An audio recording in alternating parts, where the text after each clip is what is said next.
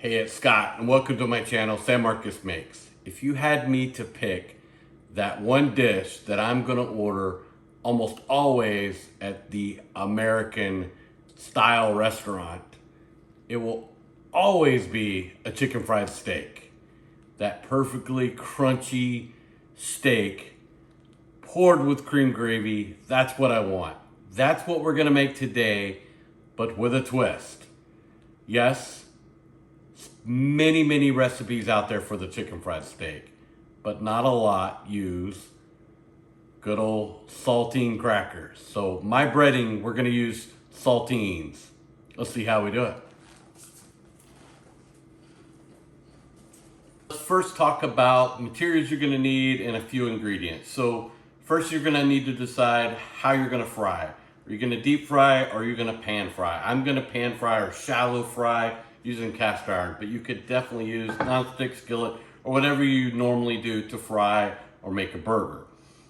So that's the first thing we're gonna do, is get the oil coming up to temperature, which we're gonna ballpark right around 350, anywhere between 325 and 350. Also, let's talk real quickly about meat. So I'm gonna do this two ways. I'm gonna go more the traditional way, which is kind of a round steak that's been tenderized. This works really well. This is the more popular way when you go to a restaurant. This is probably what you're gonna be more used to. Also, you could go the easier route, and whether it's preformed burgers or a just ground meat and make a burger into it. Both are gonna be very easy to do, but I wanted to show two methods to make things easier. We're even using better meat here. We're gonna use brisket meat. So I think that will be good. All right, so we want to get this oil to temperature. So I'm gonna start it on high. And I'm gonna put somewhere about a ½ inch of oil. We're basically wanting the oil to kind of come up just about halfway up the meat. So about a ½ inch. We're gonna check this with a thermometer to get to that 325, 350. If we're just a little bit above that, that's perfectly acceptable, because once you put the meat in, that temperature will low. And we're gonna use the temperature knob to watch that temperature. We don't wanna be too hot. It would burn the breading, but we also don't want it to be too cold or low temperature. You're never gonna get the meat cooked. All right, before we set up our breading station, we probably wanna go ahead and get the crackers crumbled. You can do this many ways. If you want to throw them in a food processor and pulse them, that's probably the easiest way. What I like to do is put them in a sandwich bag, and just one sleeve is all you're gonna need for approximately just a few pounds of beef. Now, if you'll do that, and probably best if I didn't do that, is try to get some of the air out before you get it closed. And then you can either just use your hands and crush these. So use the hands. You want some big pieces, some small pieces, or you can take a mallet. Now you don't want to hit very hard. You don't want to mess your counters up. But just slightly go around the whole bag. Don't do it with the teeth if yours has teeth, because you'll put holes in the bag and you'll make a mess. But just slightly go around. And again, you do want some bigger pieces, some smaller pieces. It's going to be better for the texture.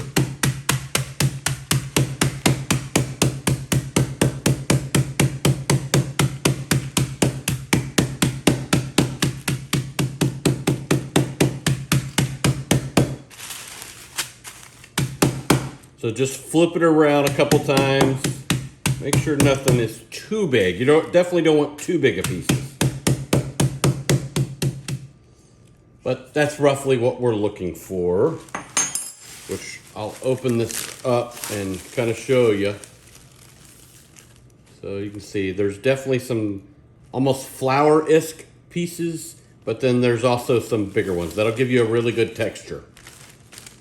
So we'll set this aside. All right, to set up the breading station, you want typical breading station. You want to start with flour, then we're gonna do milk and eggs, and then we're gonna add a little bit of flour, but most of the cracker crumbs. So like, think if you're gonna do a breadcrumb, we're gonna basically, instead of using breadcrumbs, we're using crackers. So flour, egg, milk, and then we're definitely gonna add the crackers and flour there. Now, I am not one for measuring when it comes to regular cooking. Baking, I'm gonna measure, but if I am just regular cooking, I'm not measuring. So, I don't know, a cup. And we'll add maybe 3/4 of a cup, somewhere in there. For our wet ingredients, add a little bit of milk, maybe half cup, 3/4 cup, who knows.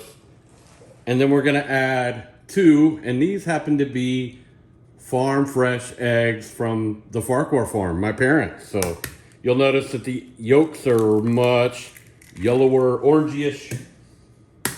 Means they're not them grocery store eggs when you can get them. So we have that. Now the only thing else we got to do is add the cracker crumbs. So I'm gonna go ahead and add all of the cracker crumbs in there.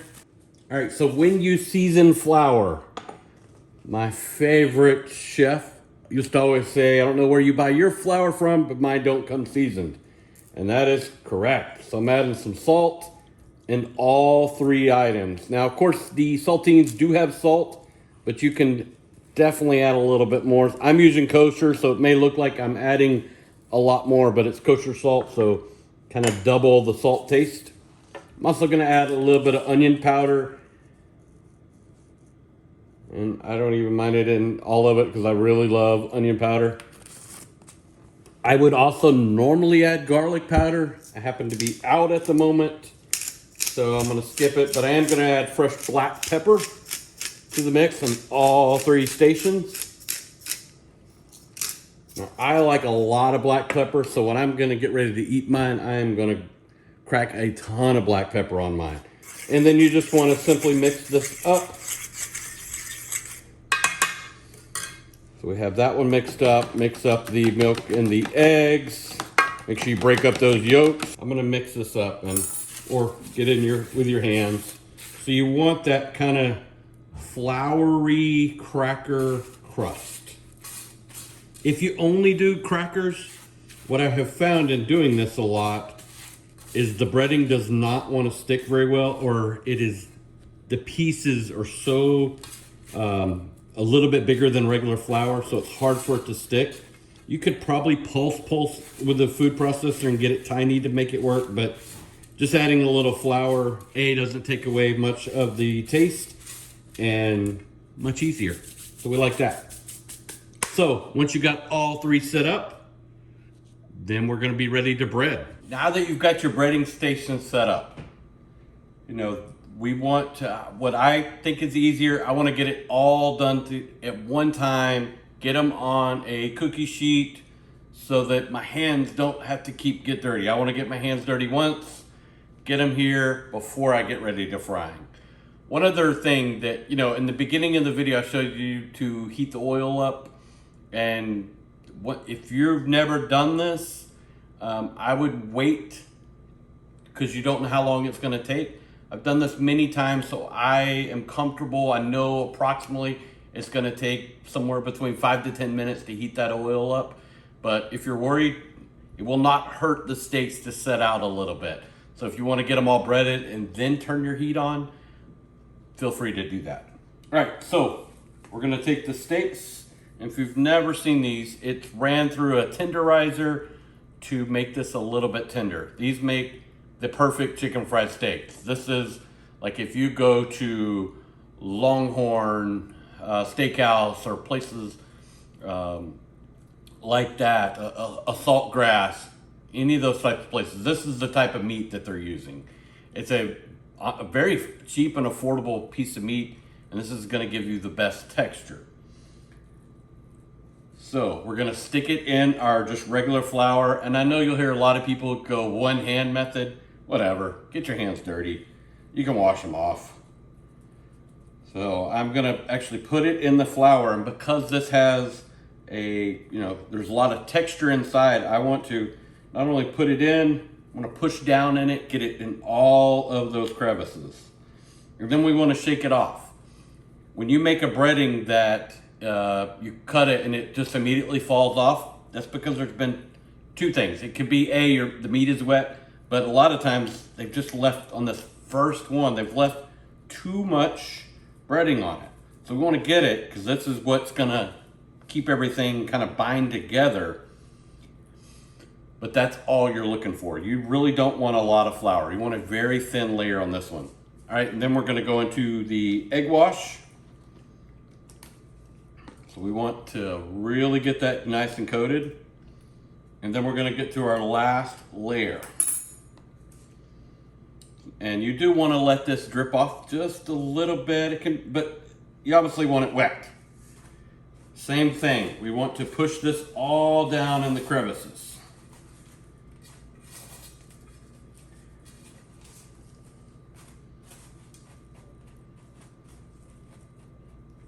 And just keep going until you are good and coated. And then we're just gonna set that aside until we get all of them done.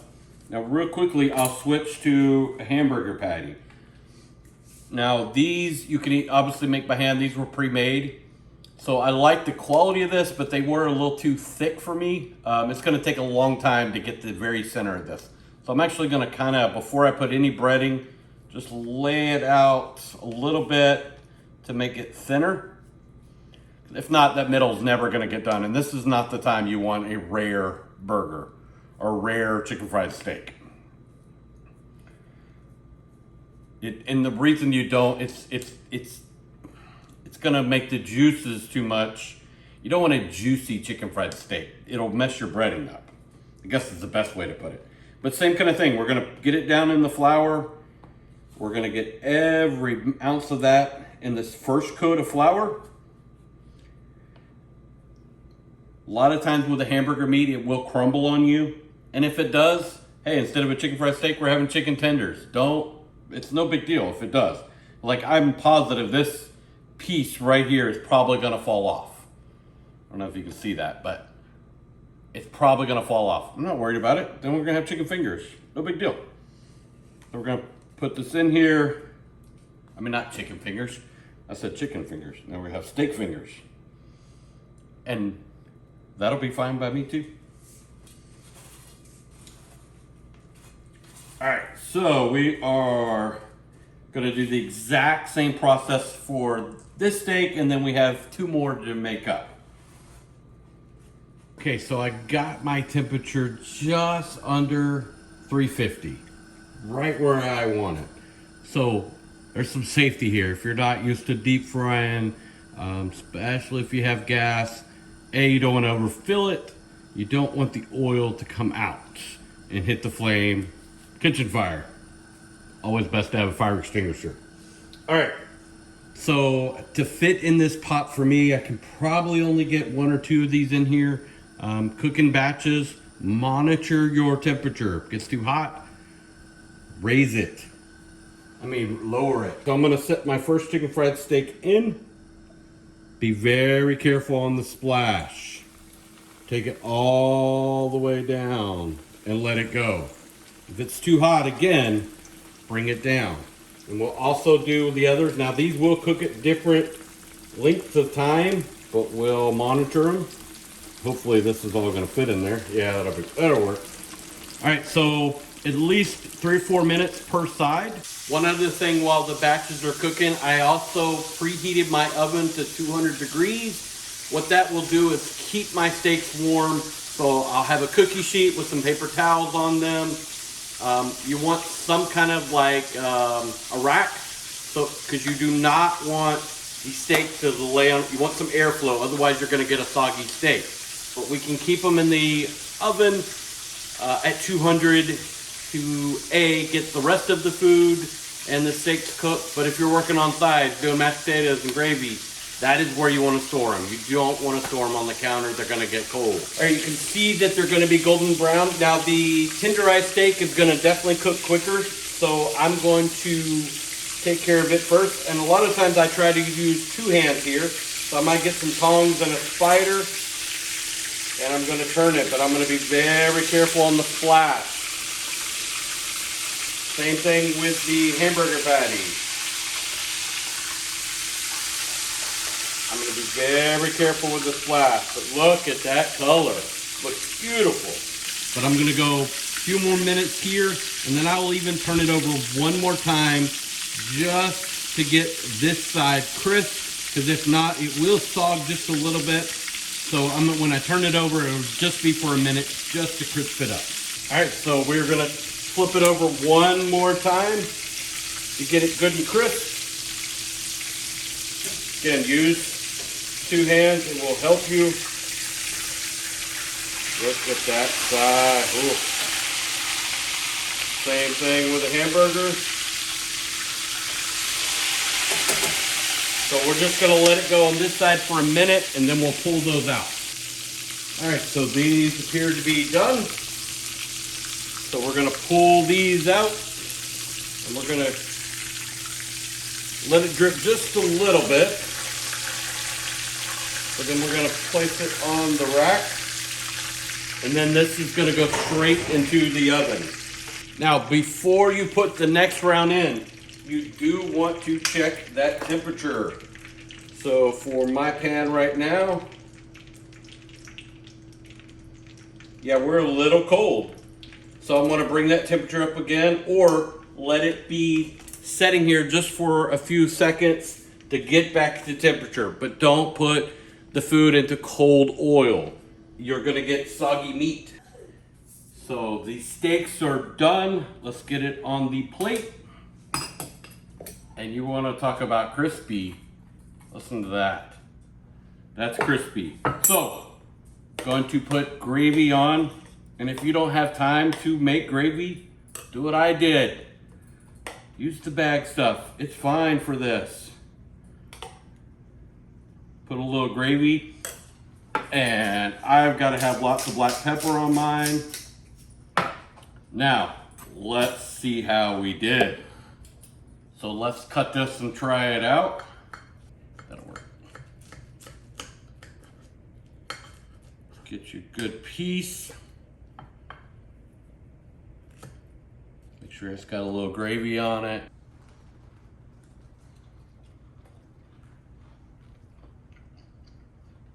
So when you use the saltines, you're gonna get a different texture, different mouthfeel. It is gonna be so much more crunchy, which most of the time that's what you're after on a chicken fried steak. I hope you enjoyed it. Please don't forget to like, comment, and subscribe. And always remember, okra can never go in gumbo. Beans never go in chili, but it is perfectly acceptable to put pineapple on pizza.